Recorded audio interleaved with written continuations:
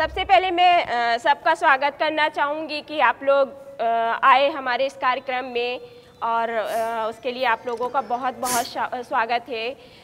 विधायक जी लोगों को विशेषकर स्वागत है कि उनको हमने बुलाया और उन्होंने अपना समय निकाला और हमारे कार्यक्रम में आए हैं, तो बहुत बहुत आपका स्वागत है। और जो भी हमारे दूर दराज से लोग आए हैं और हमारे मतलब इस कार्यक्रम को में जुड़ रहे हैं, उनका भी बहुत बहुत स्वागत है।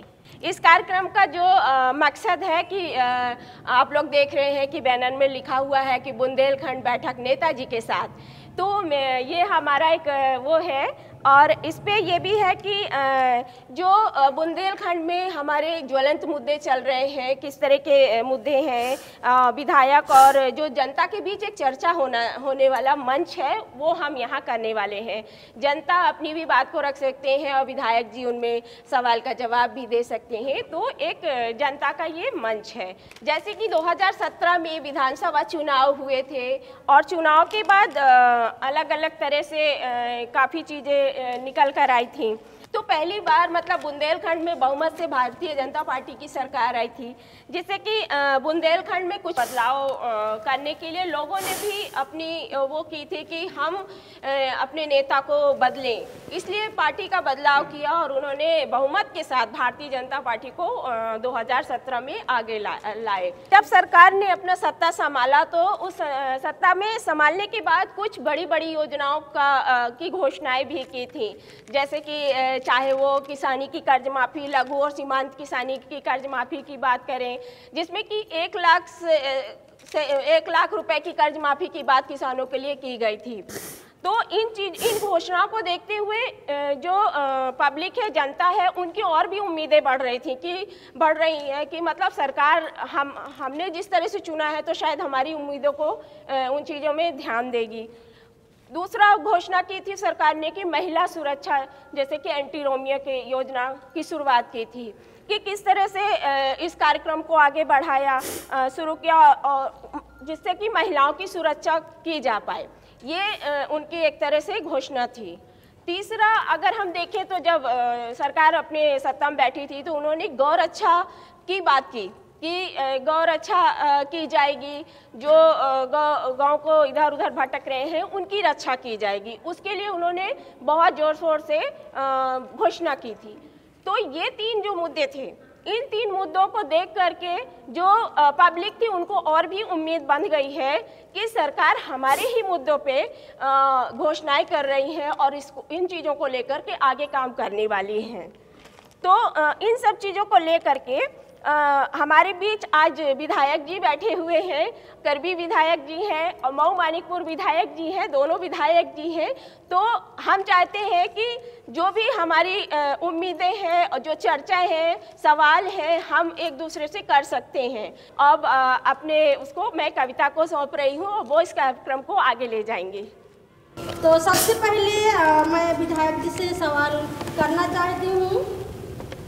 तो कर्ज माफ़ी की जो घोषणा है, जो अभी आपने बताया कि कर्ज माफ़ी सबसे बड़ी घोषणा हुई थी योगी जी के सत्ता में आते ही, तो कर्ज माफ़ी के लिए 2 करोड़ से भी ऊपर किसानों के कर्ज के जाल से निकालने की उम्मीद थी कि वो अपने जाल से निकलेंगे। लेकिन आज 1 साल बाद हम देख रहे हैं कि किसानों का धरना प्रदर्शन हर जगह पर जारी है। किसानों के अध्यक्ष भी हैं, सबको ही हैं। तो मैं ये सवाल मेरा विधायक जी से है कि इस योजना के बारे में सरकार क्या सोच रही है, क्या कर रही है, और विधायक जी उसके बारे में क्या कहना चाहते हैं। देखिए, आपने कहा कि लघु सीमांत किसानों के कर्जा माफ़ करने का एजेंडा हमारे संकल्प पत्र में था और चुनाव के पहले, हमारी सरकार बनने के पहले जब चुनाव हुए तो हमारे एजेंडे को पढ़ लेंगे लोग गौर से। एजेंडे में था लघु सीमांत किसानों का हम 1 लाख तक का कर्जा ऋण माफ़ करेंगे। और लघु सीमांत किसान उत्तर प्रदेश का जहाँ भी है, हमारी सरकार ने 36,000 करोड़ रुपए लघु सीमांत किसानों का कर्जा माफ़ करने का काम किया है। अब जहाँ तक आपने एक सवाल उठाया है कि बुंदेलखंड के किसानों का कुछ लोगों का आंदोलन चल रहा है। बुंदेलखंड में यहाँ पर लघु सीमांत किसान बहुत सारे लोग हैं जिनका कर्जा माफ हुआ है। अब बृहद किसान उसमें रह गया है, तो बृहद किसान डिमांड कर रहा है कि हमें भी माफ होना चाहिए। हमारे एजेंडे में लघु सीमांत किसान था, हमने जो कहा वो पूरा करके दिया है। लघु सीमांत किसानों का 1 लाख तक का कर्जा 2016 मार्च के पहले जिन किसानों ने लिया था उन सारे किसानों का 1 रुपया से लेकर के 1 लाख तक का जो भी कर्जा रहा होगा हमने उसको माफ़ करने का काम किया है। और उसमें कहीं पर कोई कोताही अगर हो रही है, कोई शिकवा शिकायत है जिला स्तर पे, उसके लिए बाकायदा मॉनिटरिंग कमेटी बनाई गई है।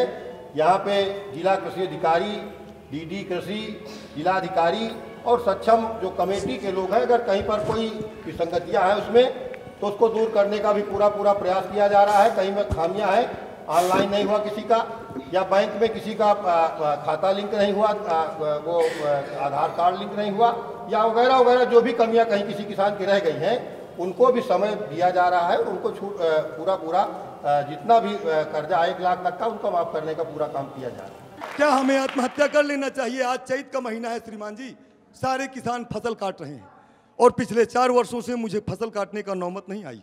साल में 2.5 लाख रुपए की लागत लगाता हूं। आप चाहें तो मौके में देख सकते हैं। किसानों का जो भी बैंक ने भेज दिया वो पैसा माफ़ हो गया और उसको सर्टिफिकेट भी मिल गया। ये मैं मानता हूं कि तमाम लोग छूटे होंगे, क्योंकि ऐसा होता है, ये तो बैंक ने उनका नहीं भेजा या कोई अन्य कारण रहा या खाता नहीं मिलान हुआ, तो काफ़ी लोग बाकी होंगे। उसकी एक कमेटी बनी हुई है, उस कमेटी में जिला कृषि अधिकारी और डिप्टी डायरेक्टर एग्रीकल्चर हैं। उसके बाद भी किसान जाता होगा, काम नहीं होता होगा, ये हम मानते हैं। उसके लिए जो भी शकल आप बताएं हम आपके साथ हैं और चल के उन किसानों का माफ़ करा जाए। और आज ये आधा 10 सेकंड और रह गया। आपने जो कहा कि बड़े किसानों का भी होना चाहिए, हमसे पूर्णतः सहमत हैं। हमारे मुख्यमंत्री जी भी कहते नहीं, लेकिन निरंतर जब हम लिख के देते हैं तो उनको लगता है कि होना चाहिए। अभी असेंबली में भी उठाया गया, लिख के भी दिया गया, सारे बुंदेलखंड के विधायकों ने दिया है। अब इस पर विचार चल रहा है, हुआ नहीं, ये बात सही है, होना चाहिए, हम सहमत हैं। मैं अभी कर्ज माफ़ी पर जैसा हमारी बहन जी ने अपनी बात रखी और उसका जवाब माननीय विधायक जी ने, शासन जो अपने घोषणा एजेंडे में रखा था वर्तमान सरकार ने, उसके मुताबिक प्रदेश के सभी किसानों का कर्ज माफ़ हुआ, ये कहना इनका है। लेकिन मेरा अपना मानना ये है कि कुछ विसंगतियां हैं जो किसानों के कर्ज माफ़ी में हमारी, चाहे वो कार्यपालिका के लोगों की लापरवाही रही हो। बहुत गांव में ऐसे किसान हैं जो इस सीमांत और लघु सीमांत के दायरे में आते हैं, फिर भी अभी उनका ऋण माफ़ नहीं हो पाया है। उसकी वजह क्या रही है? जहाँ कहीं किसान जाता रहा, अनभिज्ञता है, अशिक्षा है, उसके चलते वो कर्ज माफ़ी का संपूर्ण लाभ नहीं पाया। मैं मानता हूँ कि अभी 20% के हिसाब से अभी किसान यहाँ हमारा इस योजना का लाभ नहीं ले पाया। बुंदेलखंड महिला सुरक्षा का एक सबसे बड़ा मामला रहा है और इस पे सरकार ने कहा था कि महिलाओं की सुरक्षा वो करेंगे, और मुझे लगता है कि बहुत सारी चीज़ें महिला सुरक्षा के लिए की गई जो हमने देखा है, रिपोर्टिंग की है। और इन योजनाओं को अगर देखा जाए जो भी लागू हुई हैं, ये करबी और बांदा के शहरी स्तर तक ही सीमित हैं। कुछ लड़कियां इस योजना के बारे में हमने जब उनसे जाना, उनका सोचना है कि ये योजना उनके लिए ठीक है, लेकिन जब लड़कों से बात की गई तो लड़कों ने कहा कि ये एंटी रोमियो जैसी की योजना जो चलाई गई है वो हम लोगों को परेशान किया जा रहा है उसके लिए। तो ये जो सबसे ज़्यादा जो महिला हिंसा के केस हुए हैं वो यूपी और बुंदेलखंड में शायद देश का ये सबसे बड़ा हिस्सा है, जहाँ पर सबसे गंभीर मामले और अपराध के मामले यूपी में सबसे ज़्यादा हुए हैं। और मैं चाहूँगी कि विधायक जी इस पर कुछ बोलें। धन्यवाद। 19 मार्च को ये सरकार बनी थी और तभी नारी सुरक्षा का जो प्रश्न था वो सर्वोपरि था। इसीलिए एंटी रोमियो स्क्वाड, नारी सुरक्षा सम्मान समिति और बेटी बचाओ बेटी पढ़ाओ, इस प्रकार के अनेक योजनाओं पर काम शुरू किया गया। लेकिन सरकार की जो मंशा है और जो प्रयास है, उस प्रयास में कोई कमी नहीं है कि लड़कियों को छेड़ना कुछ लोगों के लिए एक बड़ा सामान्य सी बात होती। अभी हमारे बच्चों को जो ये लगता है या कहते हैं कि हमारे लिए कठिनाई होती है, ये जो अच्छे बच्चे हैं जो कोई इस प्रकार की हरकत नहीं करते, उनके लिए कोई कठिनाई नहीं है।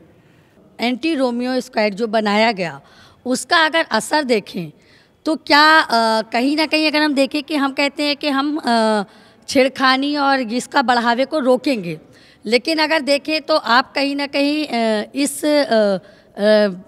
रोमियो कमेटी की वजह से मेरी जो अपनी इच्छाएं हैं उस पर भी रोक लगती है, क्योंकि जो अनुभव रहा है, देखा है कि ज़बरदस्ती लोगों को पकड़ा गया और उनको कहा गया कि तुम बातचीत कर रहे हो। और जो खुद का अनुभव रहा है महिला हिंसा पे काम करने का, वो ये कि सुरक्षा की अगर हम बात करते हैं तो हमें नज़र उस पर भी डालना चाहिए जो घर के अंदर महिला हिंसा हो रही है, जो खेतों में हो रही है, जो छोटी छोटी बच्चियों के साथ हो रही है, तो उसको व्यापक तरीके से देखना चाहिए, ना कि सिर्फ इस नज़रिए से इस योजना को चलाना कि जो बच्चे शायद मेरे हिसाब से वो बालिग भी होते हैं और बहुत सारी इच्छाएं भी होती हैं और अपनी मर्ज़ी होती है, लोग आते हैं जाते हैं, उस पर ज़्यादा महिला सुरक्षा को देखा गया है, ना कि इस नज़रिए से कि जो महिला सुरक्षा बच्चियों के साथ जो घर के अंदर हो रही है, इस पे शायद और पैनी नज़र रखने की ज़रूरत है। जो आपने एक चीज़ और बोली कि महिला सुरक्षा एक सप्ताह चलाया गया, अगर हम उसी सप्ताह में देखें तो महिलाओं के साथ में कितनी हिंसा हुई है उसके अभी आंकड़े नहीं मिल सकते हैं कहीं। अगर हम बहुत दूर की बात नहीं, अभी के 8 मार्च की बात करूं मैं कि 8 मार्च को जो महिला दिवस मनाया गया, उस दिन महिलाओं के साथ कितनी हिंसा हुई, तो मैं आपको बताती हूं कि महोबा जिला में जिस दिन महिला दिवस था 8 मार्च को, उस दिन खन्ना क्षेत्र में एक महिला को रात में एक व्यक्ति अपहरण कर ले गया और उसको रात भर बंधक बना के उसके साथ बलात्कार किया। दूसरा उसी दिन का एक केस था कि उसके ससुर ने अपनी बहू को पीटा था और उसको आग लगा करके मार दिया गया था। तो अगर हम महिला सुरक्षा की बात कर रहे हैं, महिला हिंसा रोकने की बात कर रहे हैं और उसी दिन अगर ऐसी घटनाएं घट रही हैं, तो हम कैसे माने कि हम महिलाएं सुरक्षित हैं। तो अगर आप महोबा जिला के सारे आंकड़े निकलवा के देखें तो मुझे लगता है कि पिछले साल से ज़्यादा आंकड़े निकल के आएंगे इस साल, जो रेप केस हुए हैं, छेड़छाड़ हुई है या महिला हिंसा हुआ है। आप लोगों का जो प्रश्न था, तो सरकार हमारी गंभीर है और गंभीरता के कारण ही सारे मुकदमे, कहीं पर कोई तथ्य छिपाया नहीं जा रहा। हमारी सरकार, जो आपने कहा कि कुछ आंकड़े बढ़े हैं, आंकड़े रिपोर्टों के आधार पर बढ़ते हैं। थानों में स्पष्ट निर्देश है, कहीं पर कोई शिकायत लेके आता है उसके मुकदमे दर्ज पंजीकृत किए जाएंगे, और जब मुकदमा पंजीकृत करने के खुले आम निर्देश हैं तो निश्चित तौर पर उसका आंकड़ा आपको लगता होगा कहीं बढ़ा है। और जहाँ तक घरेलू आपने एक बात कही कि घर के अंदर भी महिलाओं का जैसे ससुर ने मारा पीटा या किसी ने दहेज के नाम पर तमाम आए दिन घटनाएं इस तरह की होती रही, तो ये तमाम ऐसी घटनाएं हो रही थी, उन पर रोक लगाने के लिए ये एंटी रोमियो घर के अंदर तो नहीं आपके घुसेगी। एंटी रोमियो तो हमने जो बनाया है, ये एंटी रोमियो सड़क के अंदर है, जहाँ 100 नंबर डायल 100 है। अगर डायल 100 पे किसी का कोई घटना दुर्घटना या कोई उस तरह की बात आती है, डायल 100 नंबर करता है तो वहाँ पुलिस तत्काल पहुँच जाती है। डायल 100 भी आपके प्रदेश में चल रहा है, और कहीं पर इस तरह की वारदात जो घरों के अंदर भी होती है, घर के अंदर से भी महिलाएं अगर टेलीफोन किए हैं तो पुलिस भी उनके घरों के अंदर भी घुस करके और उनको पकड़ने का काम डायल 100 वाले करते हैं। आप दोनों से मेरा प्रश्न ये है कि आप लोग अगर ये बताने का कष्ट करें कि कितनी बार आप लोगों ने एंटी रोमियो स्क्वाड का अवलोकन किया जिले में, कि चल रही है कि नहीं चल रही, पुलिस से बात हुई कि नहीं हुई, ये चीज़ अगर बताने का कष्ट करें तो थोड़ा सा। नहीं, पुलिस से हमारी लगातार बात हो रही है और पुलिस समीक्षा भी कर रही है। हम लगातार जिले में बैठ करके जनप्रतिनिधियों के साथ और जो पीड़ित पक्ष है उसको भी बुला करके और लगातार इसकी समीक्षा पुलिस अधिकारियों के साथ और जिले के आला अधिकारियों के साथ हम लोग लगातार कर रहे हैं। तिमाही छमाही उसकी बैठकें हो रही हैं।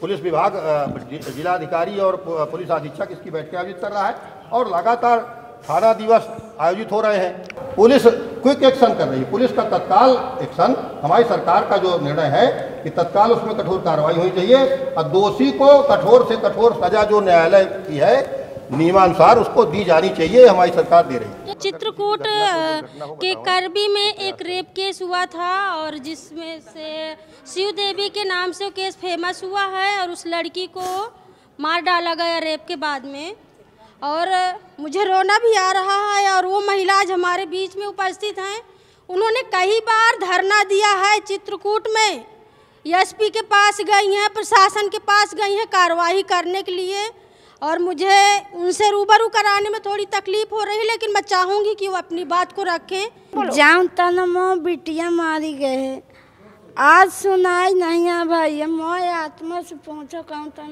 मोह आत्मा। मैं गया था खुद उनके, FIR हुई, अरेस्ट भी हुआ।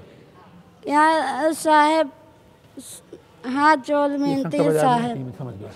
माँ बिटिया यतीम तना चाह गए साहब, छोटी बच्ची किम्मा से पारे होते झूरे कारण साहब, यती बड़ी रही कोनो छोट बड़ी नहीं रही है।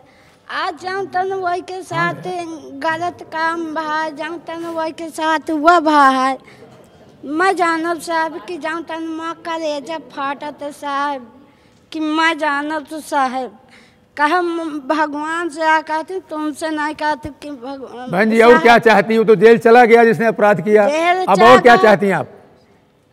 जमानत छूट या भैया बताओ साहब, वही साजा मिलना चाहिए ना साहब। इतनी गंभीर केस में आप 19 मार्च के बाद की कोई घटना इस तरह की बताइए, 19 मार्च के बाद की कोई घटना बताइए। ये तो कोई बात नहीं हुई। 19 मार्च के नहीं आपको 1 मिनट, आप हमारे सरकार का 1 साल का है ना सर, भाई साहब सर आपने सरकार की बात किया, इसलिए मैं कह रहा हूँ इस सरकार के बाद कौन सी घटना हुई जब नारी सम्मान की नारी, वो बताइए, और उसके पहले की घटनाओं की सिमत जोड़िए। जब हम लोग चुनाव में आए उसके पहले की घटना है ये, और जो भी संभव होगा हम उसकी मदद करेंगे।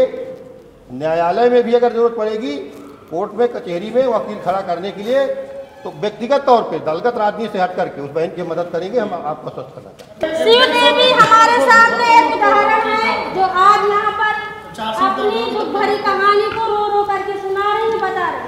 ऐसे मैंने हजारों केस देखे हैं, रिपोर्ट किए हैं, जिसमें लाश का समझौता हुआ है। 2019 के बाद महोबा के ऐसे बलात्कार के केस हैं कि लड़की को बलात्कार के बाद खाई में डाल दिया गया, समझौता कर लिया गया, कोतवाली तक केस गया, सब गया। चलिए अच्छी बात है, एंटी रोमियो चला, 1090 चला, सब चीज़ सही है। मेरा क्वेश्चन मोमानीपुर विधायक जी से, अभी मैं परसों क्षेत्र भ्रमण में गया था, मारकुंडी के बगल में एक गांव पड़ता है ढोड़ा माफी, और वहाँ डकैतों के नाम पर इस सरकार में सबसे ज़्यादा कोल आदिवासियों के साथ अहित कर रही पुलिस के द्वारा उत्पीड़न किया जा रहा है। और एक गांव पड़ता है सोसाइटी कोलान, वहाँ की महिलाओं के साथ पुलिस ने भद्रता किया, उनको मार पीट के लगभग 20 परिवार को बाहर खेद दिया। मेरे पास उसका वीडियो भी है, उन्होंने मुझे लिखित में शिकायत किया, और वो उस गांव को छोड़कर दूसरे गांव में बस गए, वहाँ भी पुलिस जाती है, डंडा उठाकर उनको मारती है, भद्दी भद्दी महिलाओं को गालियाँ देती है। इस तरह का अनैतिक व्यवहार इस सरकार में भी आदिवासियों के साथ क्या हो रहा है, इस बार में मैं माननीय विधायक जी के पास जाना चाहूँगा। से जोड़ करके बदमाश किसी जाति का नहीं है, और नहीं, इसीलिए उनके साथ केवल जात के कारण उनके साथ पुलिस अत्याचार कर रही है। बदमाश है। हमारी सरकार बदमाशों का खात्मा करने के लिए संकल्पित है, और बदमाश जहां भी छुपा होगा उसको मार ढूंढ करके उसको या तो जेल में भेजेंगे, उसके संरक्षणदाताओं को भी जेल भेजेंगे। सरकार का एक और बड़ा मुद्दा था जिसकी घोषणा की थी गौरक्षा। सरकार ने कहा था कि गौरक्षा के लिए जगह जगह गौशाले बनवाए जाएंगे और गौ की सुरक्षा की जाएगी, अन्ना प्रथा खत्म होगी। लेकिन अगर हम गौरक्षा की बात कर रहे हैं तो वो गौरक्षा है कहाँ? आज भी सड़कों पर अन्ना प्रथा जारी है। हम अगर इस गौरक्षा के बारे में थोड़ी बात करना चाहते हैं अनुज से, क्योंकि अनुज जी ने इस पे बहुत रिपोर्टिंग की है, और फिर हम चाहेंगे कि विधायक जी उस पे जवाब दें। बिल्कुल साहब, पूछिए। ये राजनीतिक विषय कब बन गया पता नहीं लगा, एक पत्रकार के नाते भी, क्योंकि गौ माता का स्थान बड़ा रहा है, चाहे जिस धर्म की बात रही हो। प्रश्न विधायक जी से सिर्फ इतना है कि जिस तरीके से अन्ना जानवरों की समस्या यहाँ पे रही है, मैं तकरीबन बुंदेलखंड में 3 बार गया हूँ, तो एक फसल होती है, ये काफ़ी शर्म का विषय है हम लोगों के लिए, किसानों के लिए बड़ा खेद का विषय है। तो अन्ना प्रथा के लिए क्या ठोस उपाय किए जा रहे हैं? और ये प्रश्न भी एक है कि जिस तरीके से गाय को राजनीति का विषय बना करके सिर्फ एक झोपड़ी एक जो चारों तरफ से घेर करके उनको खिला करके वहाँ पे रखना, मुझे ऐसा लगता है कि एक बड़े विकल्प के तौर पे आप किस तरीके से काम कर रहे हैं कि यहाँ की नस्लें कैसे सुधरें, ये एक विषय हो सकता है राजनीति से हट करके। देखिए, अन्ना प्रथा ये हमारे बुंदेलखंड की आज की समस्या नहीं है। ये जब मैं पैदा हुआ 60 में, तब से इस क्षेत्र में अन्ना होते रह जाते। ये तो ठोस विकल्प क्या हो सकता है? विषय बता दूं, इसलिए मैं कह रहा हूं कि अन्ना गर्मियों में यहाँ बरगे होरी छूट के घोरी, ये कहावत है। हमारी सरकार ने इस दिशा में ठोस पहल किया है। ये अन्ना जानवर सरकार की पहल से नहीं रुकेंगे। अन्ना जानवर के लिए रोकने के लिए किसान को भी जागरूक होना पड़ेगा। किसान जागरूक नहीं होगा। हमने गो अभयारण्य बनाने का निर्णय लिया है। बुंदेलखंड के 7 जिलों में 5000 तक गायों का एक गो अभयारण्य सैंक्शन हुआ है, उसके लिए बजट स्वीकृत हुआ है। पानी के कारण जिस तरीके से आदमी अन्ना, कुछ दिनों में आदमी भी अन्ना हो जाएगा, तो पानी की समस्या का सॉल्व क्या कर रहे हैं आप लोग? कहाँ से लाएंगे पानी? पाठा में, पूरे पाठा में और यहाँ भी विधायक जी की तरफ भी पूरा इलाका जो है पानी के कारण त्रस्त है। मैंने अभी रिपोर्टिंग की, प्रशासन मान भी नहीं रहा था। ये दुखद विषय है, प्रशासन मानता नहीं है, आप जाते नहीं है, आदमी का होगा क्या? प्रश्न ये है। पाठा की समस्या पानी की बहुत विकराल सदा से चली आ रही है। हैंडपंप वहाँ उपचार नहीं है। हैंडपंप वाटर लेवल नीचे जाने के कारण जितने हैंडपंप लगे हैं गांव में देखा जाए तो मानक से ज़्यादा हैंडपंप लगे हैं।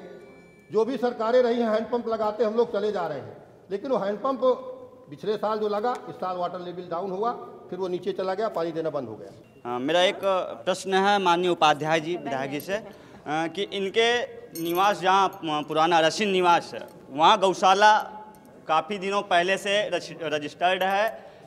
कई बीघे, हजारों और सैकड़ों की तादाद में वहाँ ज़मीन है। अभी माननीय विधायक जी ने कहा कि हम लोग ज़मीनें ढूंढ रहे हैं, ज़मीनें चिन्हित कर रहे हैं। जो पहले से चिन्हित है उनमें क्यों नहीं ध्यान दिया जा रहा? प्रश्न यही है कि ये गौशाला के लिए क्या ध्यान दिया जा रहा? चलिए मैं बता दूं। और आपने कहा कि हमारे गांव में एक गौशाला है, बिल्कुल सही कहा। बहुत ज़्यादा ज़मीन है, ये भी सही कहा। गाय उसमें अत्यंत कम है, ये भी सही कहा। एक दिन में सब ठीक नहीं हो सकता। मेरा पूरा प्रयास है कि वो गौशाला चले भी। आपको यदि पता न हो तो मैं बता देता हूँ। रसिन में जो मंडी समिति बनी उसमें करीब बहुत बड़ी हजारों किसान थे, बैठक की गई, कोशिश की गई कि ये गौशाला फिर से चालू हो। अभी हमको उसमें सफलता नहीं मिली। दुनिया की कोई सरकार इन गऊओं को बांध नहीं सकती अकेले। मैं एक सत्ता दल का विधायक हूँ, इस नाते उसका खंडन तो नहीं करता, पर व्यक्तिगत चंद्रिका प्रसाद के नाते मुझे लगता है कि गौशालाओं से कभी गऊओं की समस्या सॉल्व नहीं होगी। हम एक भ्रम भले पाल लें। अपनी बात को बिल्कुल हल्के में रखूँगा, लेकिन आपको वजन में लेना है, ये निवेदन है। युवाओं को कब तक लाठियाँ मिलेंगी? पूरे बुंदेलखंड से विधायक और सांसद सब दे दिए गए। बुंदेलखंड की दशा ज्यों करते हो तो क्यों आप तब भी मौन? और वो मोदी जी मन की बात सुनते तो हैं, लेकिन किसी के मन की बात कहते क्यों नहीं? योगी जी ने 2 महीने तक काम खूब किया, लेकिन उनकी प्रशंसा को देखते हुए लगता है कि अमित शाह जी ने और मोदी जी ने अंकुश लगाया उनके कार्य में कि कहीं 2019 में वो दावेदार ना हो जाएं। वो काम क्यों नहीं कर रहे हैं 2 महीने के बाद? इसका क्या जवाब दें? इसका कोई जवाब हमारे बस का थोड़ी। विधायक जी 2 मिनट, बस 2 मिनट, 2 मिनट, बस 2 मिनट है। यहाँ भी तो इतने लोग बैठे हैं। कहीं सुविधा है तो हम आ गए और बस अन्य तैयारी दिमाग में है और आगे कार्यक्रम लगे हैं 12 से। चलिए विधायक जी अभी भी जाना है। लेकिन मेरा प्रश्न जो है बहुत सिंपल और बहुत साधारण है। तमाम सारे घोषणा पत्र सभी राजनीतिक पार्टियां देती हैं, कितना करती हैं कितना नहीं करती ये भी एक अलग मैटर है, किसने क्या किया ये भी एक अलग मैटर है। लेकिन मैं सिर्फ माननीय विधायक जी, आप भी दुखी हैं सरकार से, मैं भी जानता हूं, दुखी नहीं हूं। लेकिन जो है मैं दुखी नहीं, जनता भी दुखी है, किसान भी दुखी है, नौजवान भी दुखी है, छात्र भी दुखी है। जो 1 साल से इस जनपद का विकास रुका हुआ है, बेरोजगारी बढ़ी हुई है, किसान परेशान है, और जिस तरह से यहाँ पर केवल टीवी और अखबार में जो पैसा आता है वो धरातल पर आने लगे। मेरा कोई आरोप नहीं है, लेकिन सत्य बात यह है कि निश्चित रूप से इन पर अगर काम हो तो निश्चित रूप से आज तो हम बधाई नहीं दे रहे हैं, 1 साल आपका पूरा हो गया है, सरकार की बधाई, लेकिन काम आपने नहीं किया, इसके लिए भी आपको बधाई नहीं दे रहे हैं। इसी बात के साथ आप सभी का धन्यवाद कि आप लोगों ने, विधायक जी ने हमें समय दिया और आप लोगों की मुद्दों को सुना और उस पे सवाल जवाब हुए। और अगर हम बात करना चाहें तो हमारे लिए पूरा दिन भी बहुत कम है। इतने सारे हमारे मुद्दे हैं, सब लोग चाहते हैं कि हम सवाल कर सकें विधायक जी से, और इस बुंदेलखंड बैठक में नेताजी के साथ सबने भागीदारी ली। इसके लिए बहुत बहुत धन्यवाद। धन्यवाद विधायक जी।